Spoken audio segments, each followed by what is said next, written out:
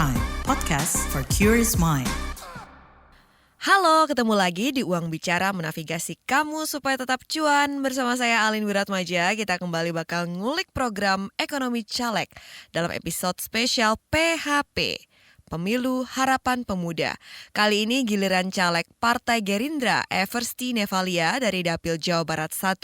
Eversti ngejanjiin bakal meningkatkan entrepreneurship generasi muda. Ini pasti relate dong sama bonus demografi dan generasi emas 2045. Angka pengusaha muda kita tuh masih kurang dari 20%. Kalau nggak segera didongkrak, nanti jumlah anak muda yang melimpah bisa jadi beban. Karena lapangan kerjanya juga minim. Nah, terobosan apa nih yang ditawarkan Eversti untuk menjawab masalah ini? Sebelum dimulai, disclaimer on ya, ini bukan ajakan memilih caleg atau parpol tertentu. Silahkan dicermati dan dianalisis sendiri. Oke, langsung aja yuk kita ngobrolin di Uang Bicara.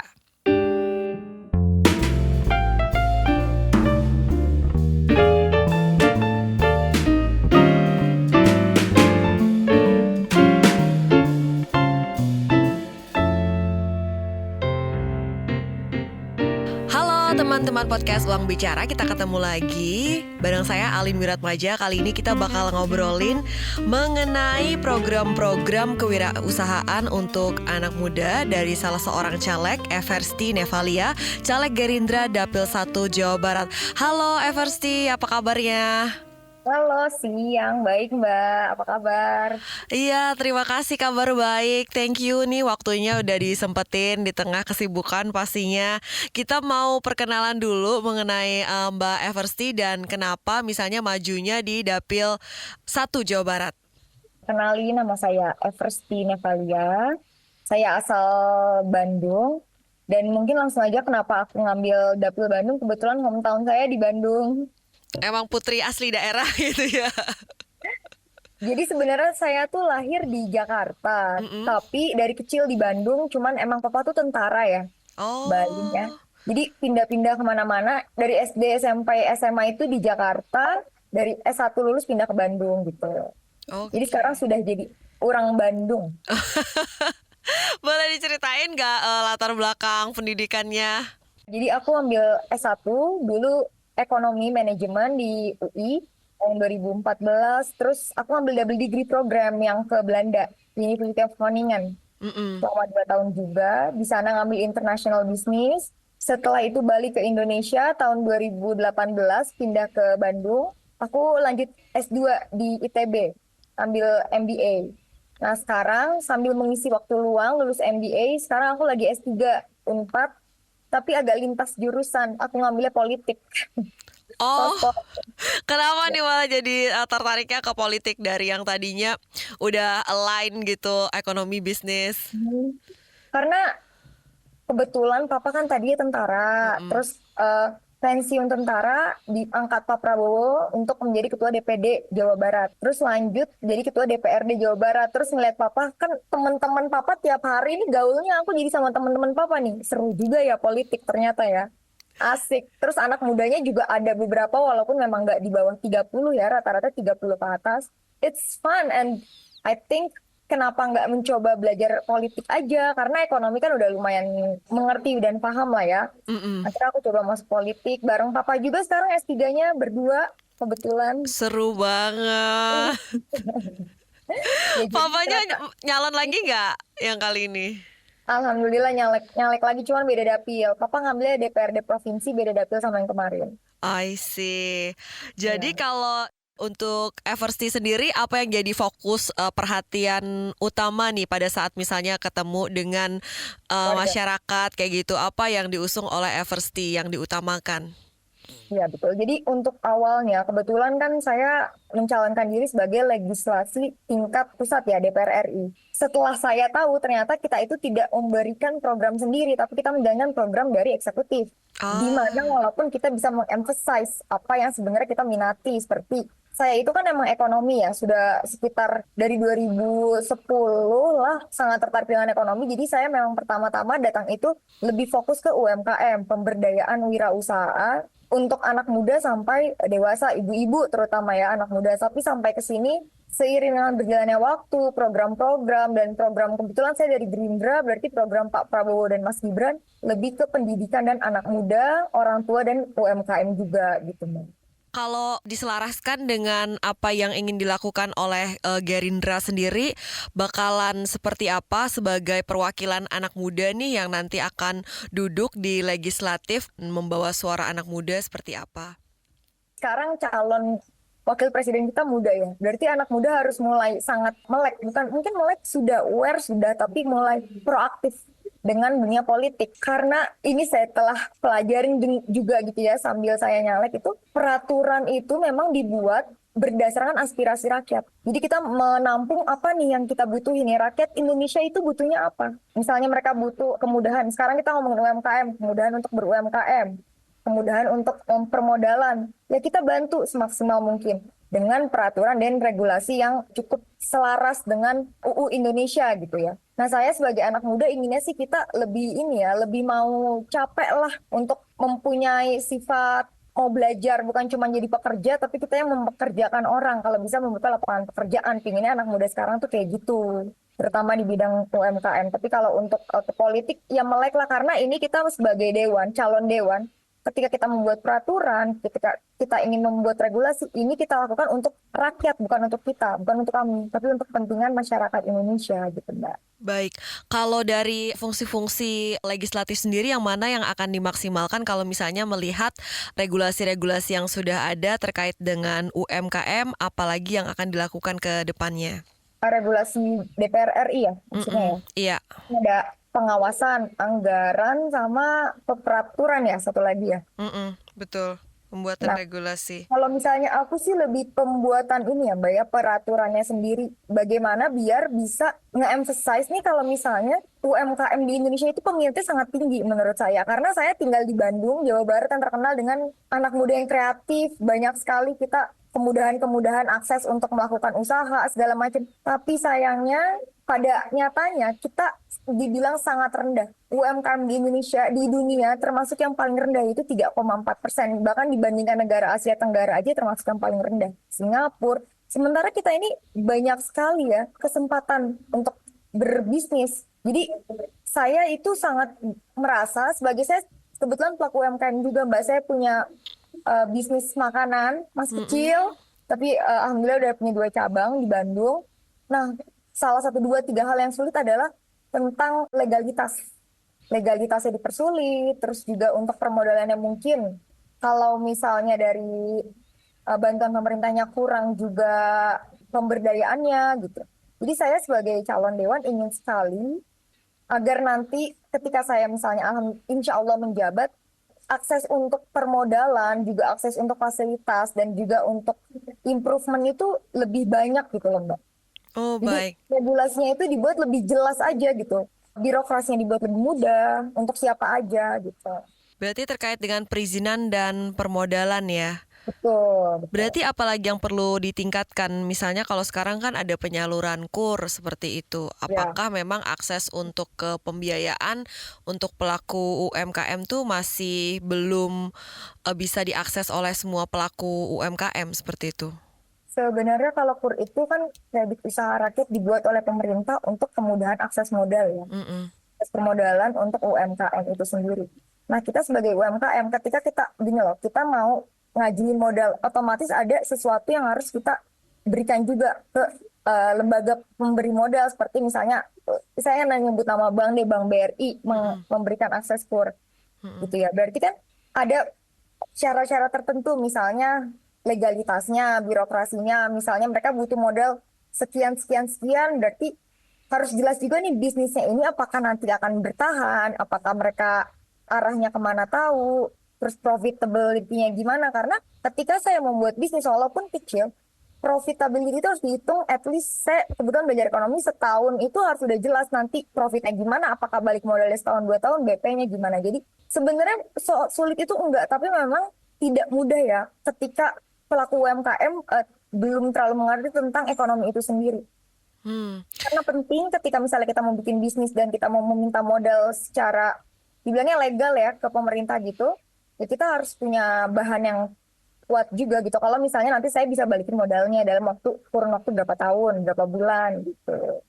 Oke, jadi Karena berarti uh, perlu ada capacity building juga ya di betul, antara betul, pelaku UMKM. betul sekali. Karena sekarang sebenarnya itu sangat banyak ya sudah selain dari KUE, dari KUR pemerintah, ada juga dari program bank-bank itu bukan cuma KUR doang, tapi dia bagaimana memberikan social responsibility CSR, corporate social responsibility kepada permodalan kepada UMKM kecil di tempat-tempat tertentu itu pun tidak semua tempat, jadi rata-rata di tempat yang enggak yang untouchable, so that mereka punya opportunity yang sama sama orang-orang di kota. Mungkin mereka tidak punya akses untuk ke bank-bank di kota, tapi mereka didatengin sama penyedia modal permodalan itu sendiri gitu. Oke, perlu jemput bola kayak gitu berarti ya. Nah, betul, betul. Itu tadi Eversi Nevalia, calon legislatif dari Partai Gerindra Dapil 1 Jawa Barat yang udah jelasin latar belakang ingin memajukan kewirausahaan untuk anak muda. Masih banyak yang akan kita obrolin, jadi jangan kemana-mana, tetap di Uang Bicara. Saudara, pemerintah menyerahkan Tolong. Oh, Sang Pencipta nun jauh di sana. Aku sudah tak sanggup. Sepertinya ajalku sudah dekat. Oh, Isabella kekasihku. Maaf, Kakanda melanggar janji. Kakanda tidak bisa mempersuntingmu. Wahai anak muda, nun jauh di sana. Bertahanlah. Kami, Kesatria Homo Sapiens, datang menyelamatkanmu. Oh, Sang Pencipta. Akhirnya kau jawab doaku. Isabella, Kakanda datang. Aduh, udah sini buruan.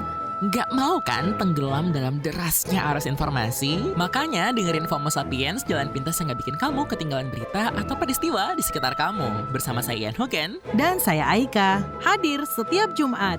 Simak hanya di kbrprime.id dan di platform mendengarkan podcast kesayangan kamu.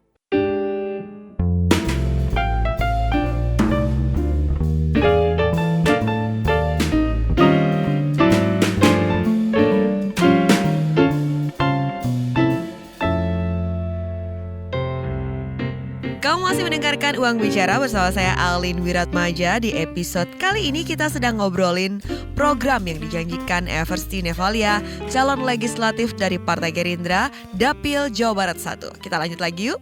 Nah, untuk kapasitas kewirausahaan tadi sudah sempat disinggung sedikit, perlunya peningkatan skill, misalnya untuk basic pembukuan atau accounting seperti itu, supaya mereka juga bisa memperoleh akses permodalan dengan lebih baik. Apalagi yang jadi perhatian Eversi terkait dengan SDM dari UMKM di Indonesia. Kebetulan SDM kita ini sangat banyak ya, kalau dibilang quantity. Cuman mungkin emang untuk bikin UMKM itu banyak juga persoalannya ya. Karena Indonesia ini rata-rata merasa kalau misalnya pola pikirnya tuh masih pingin jadi pekerja aja karena akan lebih mudah. Pertama itu. Terus kedua juga ya mungkin ketika mau bikin UMKM mereka permodalan juga jadi pikiran utama ya. Terus yang ketiga juga kayak kapasitinya mereka untuk mengerti UMKM itu bukan cuma sekadar bikin bisnis, kita mengeluarkan modal, kita dapat duit. Tapi kita tuh harus tahu apakah bisnis ini mau diekspans secara produk, mau diekspans secara quantity, atau misalnya mereka mau namanya mau profit yang banyak atau harga profit dikit tapi harganya mahal.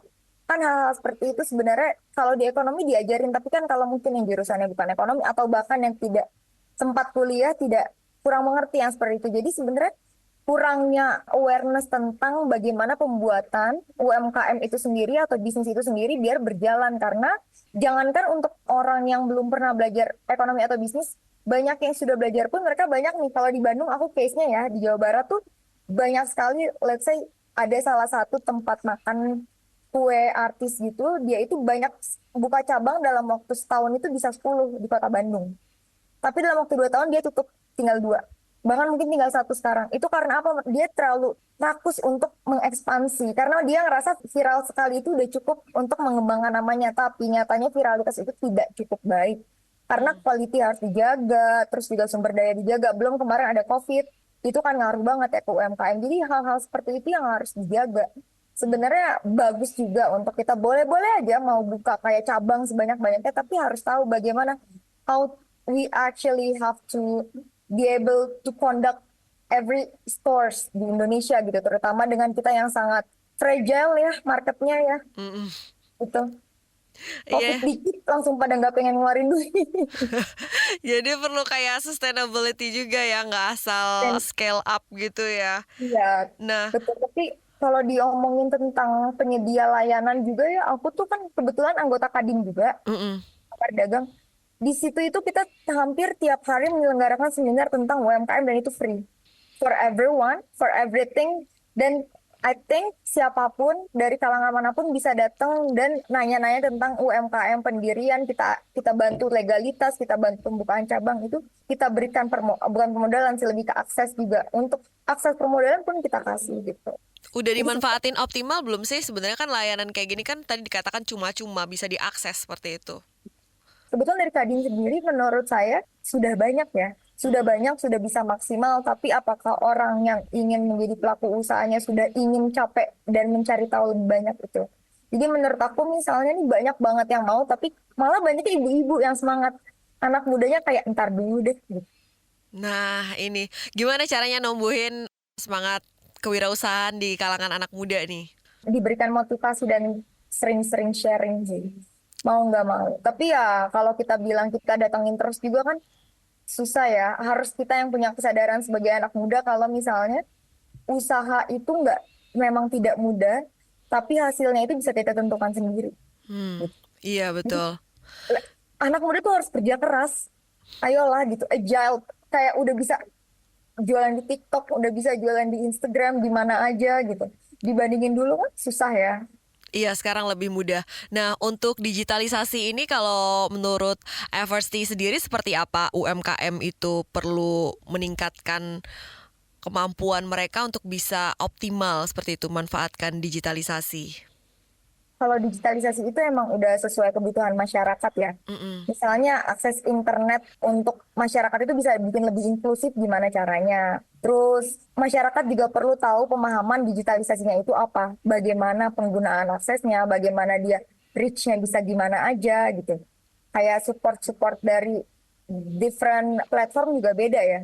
Mm-mm. Penyedianya kayak gimana, terus bisa gimana sih sekarang digitalisasi itu bisa lebih accessible untuk siapapun, dimanapun gitu. Karena kalau udah banyak tapi mereka tetap nggak bisa, itu tetap sulit sih gitu. Jadi emang harus perlu ini sih sekarang menurut aku tuh facility pemerintah untuk actually ngajarin ke warga-warga yang untouchable atau rural areas ya disebutnya ya, yang Mm-mm. sulit untuk terjangkau. Kalau sekarang, dulu tuh aku pernah Kak tinggal di Irian. Oh ya. Iya, kebetulan di Irian itu akses untuk apapun itu sangat susah ya. Mau internet, mau namanya bahan baku, apapun sulit. Karena apa? Memang transportasi mahal. Terus juga di sana jaringan tidak banyak. Tapi kan sekarang udah PLN di sana udah baik, apa segala macam. Jadi asal kitanya yang lebih melek, jadi awareness tentang digitalisasi ini berkembang aja bisa maju gitu. Nah, jadi emang selain dari pemerintah, selain dari pemberi modal atau pemberi akses, calon pelaku usaha pun harus bisa lebih proaktif untuk mencari tahu apa aja sih yang mereka butuhin. Digitalisasi itu udah sejauh mana, apa aja yang bisa di-reach gitu. Iya, berarti aksesnya diperluas lagi seperti itu dan juga semakin aware masyarakat dibikin mengenai hal ini ya. Eversty mau minta pendapat kamu dong soal kebijakan perpajakan untuk UMKM untuk skema yang saat ini tuh udah cukup baik atau perlu yang lebih friendly lagi nih untuk UMKM? Aku kan kebetulan pelaku UMKM, jadi menurutku sudah sejauh ini sudah oke, tapi memang bisa dibuat lebih apa ya, lebih jelas aja ya. Karena banyak yang kayak itu karena pembukuannya nggak jelas, profitability-nya mereka kurang baik, jadi ketika mau ngomongin pajak juga ribet gitu. Jadi mungkin pajaknya udah, I don't think it's a big deal gitu ya, karena dipajakin pun ketika profit atau misalnya keuntungan bersih mereka 200 juta ke atas sampai 10 M kalau nggak salah. Mm-mm. Itu baru pajaknya sekitar 0,5%, apa 0,05, aku lupa. Mm-mm. Di bawah itu enggak. Jadi maksud aku sebenarnya udah oke-oke aja asal pelaku usahanya aware aja gitu dengan regulasi tentang UMKM itu sendiri gitu. Kalau misalnya dibilang saingan kan ada aja ya soal itu. So we have to know what our product is and the difference-nya itu tuh apa gitu. Kalau untuk pandangan Eversty terkait dengan insentif-insentif yang diperlukan untuk menumbuhkan kewirausahaan atau UMKM di Indonesia itu apa aja? Kalau misalnya ada UU tentang nomor 6 atau nomor 2 tahun 2022 itu tentang UMKM ya, sebenarnya itu sudah cukup baik, diberikan kemudahan untuk UMKM. Contohnya ini, ada beberapa program dari pemerintah itu yang dari undang-undang, misalnya untuk legalitas pembuatan notaris, fee notaris itu untuk UMKM dibuat jauh lebih murah dibanding yang non-UMKM. Tadi kan udah termasuk ya bisa dibilang dikategorikan UMKM ketika profitnya berapa, atau misalnya ketika pemasukannya berapa. Jadi untuk UMKM yang modalnya segitu, sekian itu, profitability segitu itu, untuk dibuatkan legalitas menjadi PT itu jauh lebih murah fee notarisnya. Gitu. Terus ada juga kemudahan-kemudahan regulasi, misalnya bisa didirikan PT kan kalau misalnya dalam bisnis itu sebenarnya PT itu didirikan oleh 2 orang atau lebih, tapi dalam UMKM bisa 1 orang untuk UMKM khusus itu dari pemerintah. Terus ada juga nggak ada, misalnya saya bikin perusahaan UMKM nggak ada ketentuan upah minimum, saya mau ngasih berapa kemampuan tergantung dengan percentage dari bisnis saya sendiri berapa bisa. Terus juga untuk profit yang bersihnya 1 tahun 500 juta nggak nyampe itu, nggak ada kewajiban membayar PPh gitu. Jadi sebenarnya insentif-insentif itu sudah dibuat dan sekitar alokasi dana 1,4 triliun kalau nggak salah untuk UMKM. Cuman ya apakah sekarang gini, kalau misalnya dibilang disalurkan oleh pemerintahnya sudah maksimal atau belum, atau iya belum sudahnya, itu yang pertanyaannya. Ketika alokasi dana sudah ada, peraturan sudah ada, pengalokasian ke pelaku usahanya sudah sampai atau belum. Karena kan ketika kita membuat peraturan dari pemerintah itu harus dari hulu ke hilir ya, sampai atau tidak gitu, dari Dewan Pusat, Provinsi, dan juga kotanya sampai ke pelaku usahanya gitu Mbak.